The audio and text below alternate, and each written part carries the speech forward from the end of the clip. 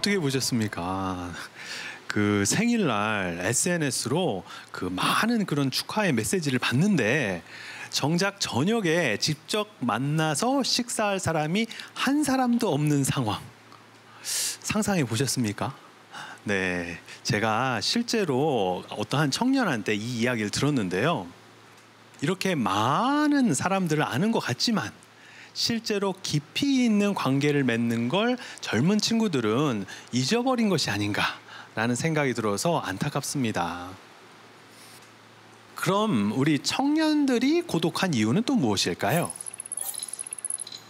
네, 이게 뒤에서 보시다시피 1위는 바로 무한 경쟁 시대가 뽑혔습니다. 진짜 친한 친구지만 같은 회사에 이렇게 지원을 같이 하다 보면은 그 친한 친구와 또 뭘 해야 되는 거예요? 네, 또 치열하게 경쟁을 할 수밖에 없는 상황이 되는 겁니다. 그러다 보니까 친구들한테 자기의 어떤 그런 고민을 털어놓으면은 그것이 왠지 그 친구가 나의 약점을 이렇게 잡고 있는 듯한 그런 느낌. 그래서 더 불안해지기 때문에 그 친구한테 이렇게 속 얘기를 못하는 그런 경우가 되어버리는 거죠. 그리고 무한 경쟁 시대에 내몰린 청년들은 인간관계를 비롯해서 포기해야 될 것이 너무나도 많습니다. 그래서 그들을 뭐라고 불러요, 우리가? 네, M4 세대라고 부르는데요. 치열하게 미래를 준비하고 친구들과 얼굴로 이렇게 면대면으로 마주하면서 소통하기보다는 SNS로만 소통하다 보니까 사회적, 정신적으로 고립된 삶을 살고 있는 것이 이 시대의 청년들의 현 주소가 아닐까라는 생각을 해봅니다. 그럼 실질적으로 인간관계가 줄고 가족과도 소홀해지는 5, 60대는 어떨까요? 친구와 함께 여가 시간을 보내는 비율이 세대별로 어떻게 다른지 한번 알아봤습니다.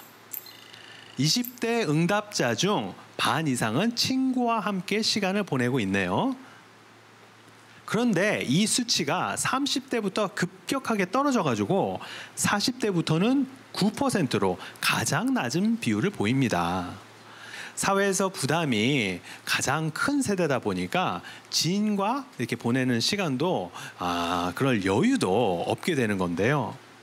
특히 중장년층은 이혼이라든가 은퇴라든가 아니면 건강상의 문제 때문에 삶의 변화를 경험하게 되는데요. 그러다 보니까 심리적으로도 왠지 좌절감을 느끼기가 쉽습니다.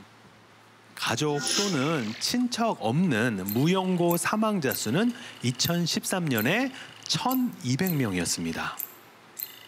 그런데 해가 거듭할수록 무연고 사망자 수는 계속해서 늘어나고 있습니다. 4년 사이 무려 57%나 증가해서 지난해 무연고 사망자 수는 2,000명을 넘어섰다고 합니다. 혼자 살다 눈을 감는 그 순간까지도 혼자였던 사람들, 그들의 외로운 죽음을 가장 가까이에서 지켜본 사람들을 만나보겠습니다.